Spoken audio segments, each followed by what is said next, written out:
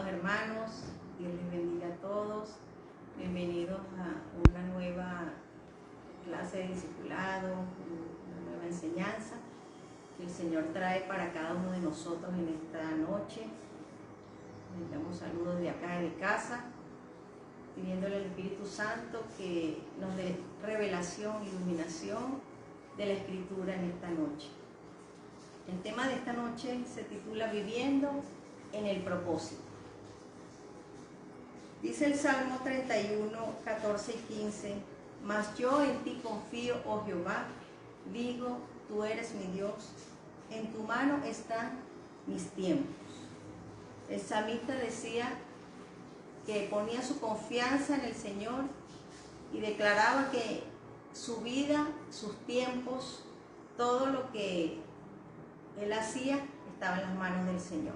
Estaba poniéndolo allí delante de él. Y cada uno de nosotros, quizás en nuestra vida, nos hemos preguntado para qué yo nací, cuál es mi propósito en la vida, cuál es el propósito por el cual Dios me creó, por el cual yo estoy acá en esta tierra. Y cada uno de nosotros debemos vivir con un propósito. Muchas veces andamos por allí en la vida sin saber cuál es la voluntad de Dios para nuestras vidas. Ahora bien, hay dos tipos de propósitos. Hay propósitos de vida y hay propósitos espirituales. Hay personas que han nacido para dejar una huella en la humanidad, ¿verdad? Hay personas que, yo creo que todos tienen propósito, pero que hay personas que lo han encontrado y han marcado la historia en muchas áreas, en muchos ámbitos de la vida.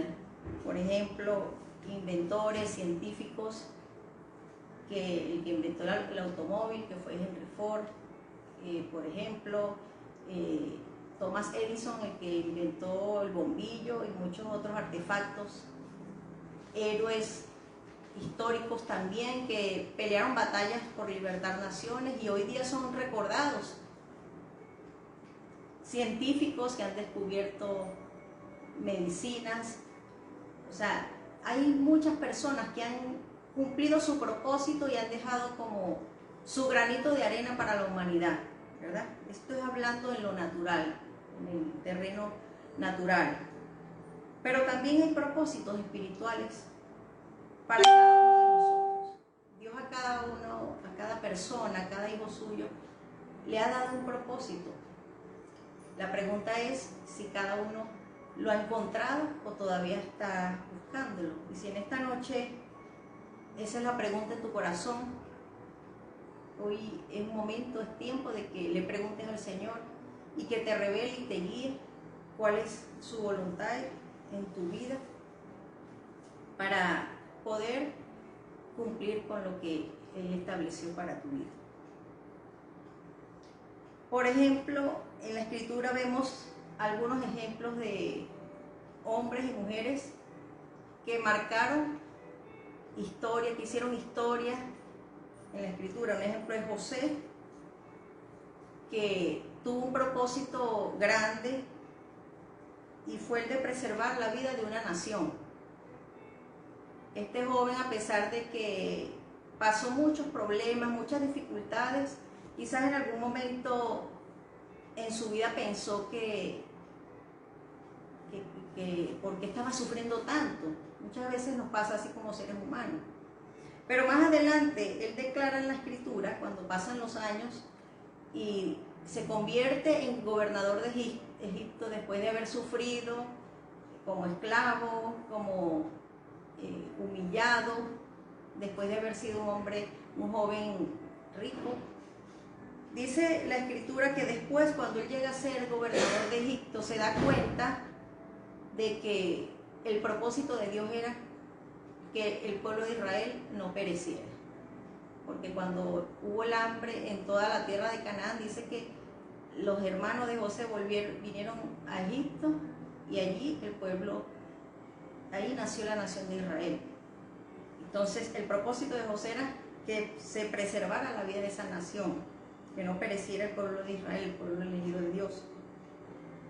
Y cumplir el propósito, mis hermanos, no quiere decir que no va a haber luchas y dificultades. Así como vemos José. Yo creo que cada vez que yo leo esa historia lloro porque veo que, bueno, de niña mi mamá me hablaba mucho de esa historia y cómo fue un joven que a pesar de todo lo que pasó, nunca se desvió del plan de Dios, nunca se desvió de su corazón servirle al Señor, de amar a Dios con todo su corazón, de honrarle siempre. Otro ejemplo es la reina Esther, un propósito parecido, que era la preservación del pueblo judío. Esta mujer entendió que ella había nacido para libertar, para interceder por su pueblo, para que los judíos no fueran destruidos. El decreto del enemigo era destrucción, muerte a todos los judíos, pero Esther se levantó y accionó ese propósito en su vida. Hizo la voluntad de Dios y Dios le dio la victoria. Otro ejemplo que vemos en la Escritura es Juan el Bautista, así como muchos otros. Juan el Bautista dice que cuando él predicaba la palabra le decían, tú eres el Cristo, y él decía, no, yo soy una voz que clama en el desierto, yo preparo el camino del Señor. Esa es una profecía que ya estaba allí en la Escritura desde hace muchos años, y él entendió que su propósito era preparar el camino del Señor.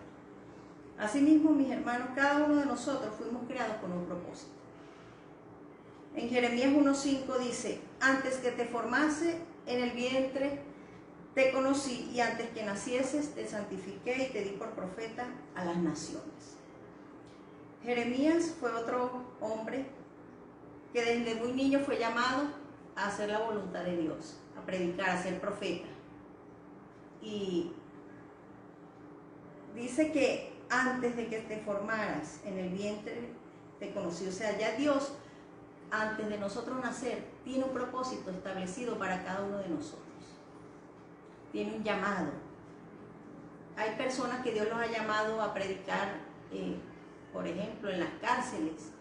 Hay personas que Dios los ha llamado a predicar en lugares, a ser misioneros, por ejemplo, en África, a ser misionero en la India. Hay gente que Dios ha llamado a ser pastor, hay otros que los ha llamado a ser evangelistas. Dice la palabra que somos un cuerpo, cada uno tiene un llamado, otros Dios los ha llamado a ser salmistas. Asimismo, hay muchos ministerios, ¿verdad?, donde Dios puede llamar a cada uno de nosotros. Y lo más importante es que ese propósito se cumpla. Muchas veces somos orejas y queremos ser pies. Y dice que el cuerpo de Cristo es completo. Cada uno, es como cada órgano de nuestro cuerpo tiene una función. Asimismo, Dios ha llamado a cada uno de nosotros con una función, con un propósito. Y lo importante es que nosotros lo hagamos diligentemente, con pasión, con amor, sabiendo que todo lo que hacemos para el Señor no va a quedar en vano. Siempre va a haber una recompensa que el Señor nos va a dar.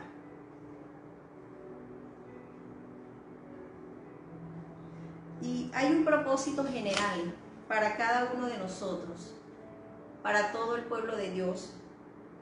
Y ese está en Primera de Pedro, capítulo 2, versículo 9.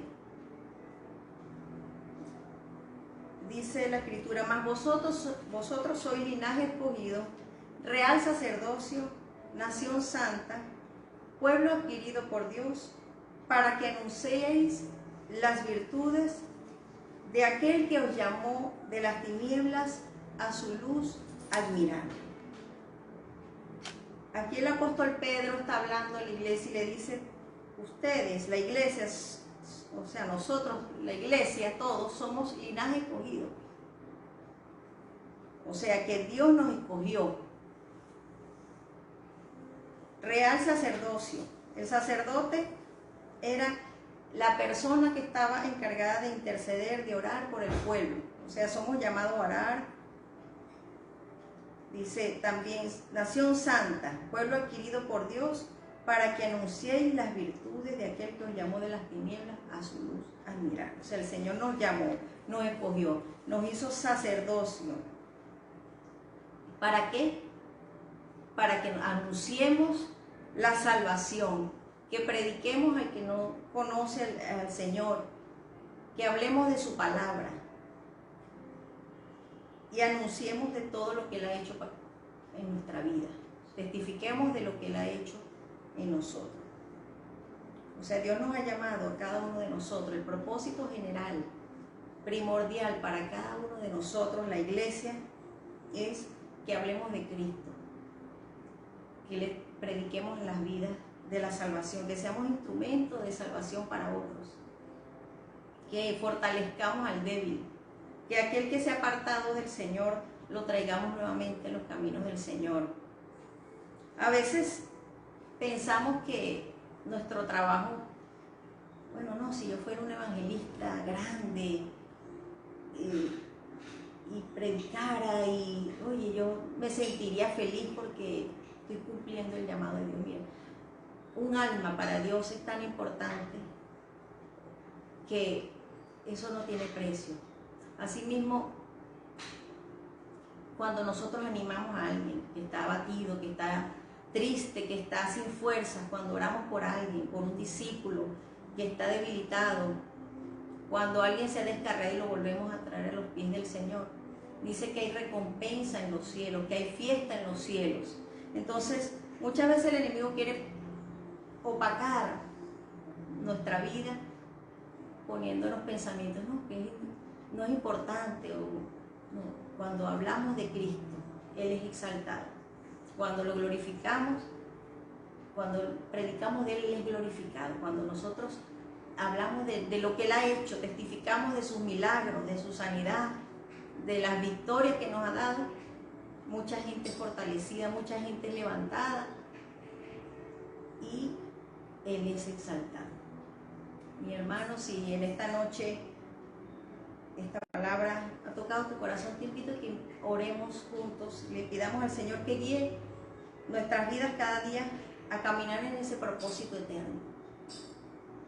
Padre, te bendecimos, te damos gracias, Señor, por tu palabra. Gracias porque tú nos llamaste, nos perdonaste, nos limpiaste, Señor. Tu palabra dice que somos linaje escogido, real sacerdocio, nación santa, pueblo adquirido por ti, Señor. Tú nos compraste a precio de sangre, Señor. Gracias por salvarnos, Señor. Gracias porque hay un propósito en cada uno de nosotros, Señor. Un propósito eterno, que es predicar tu palabra, que es hablar de ti, Señor, que es fortalecer al débil, que es, Señor, restaurar a aquellos que no tienen fuerza, Señor.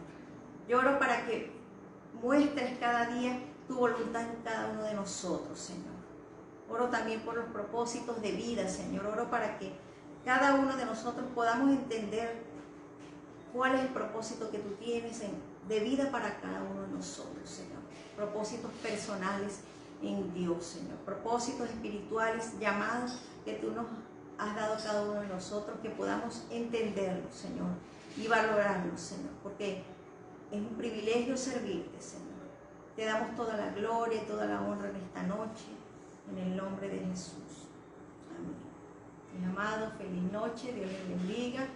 Nos vemos el día domingo en la casa del Señor nuevamente.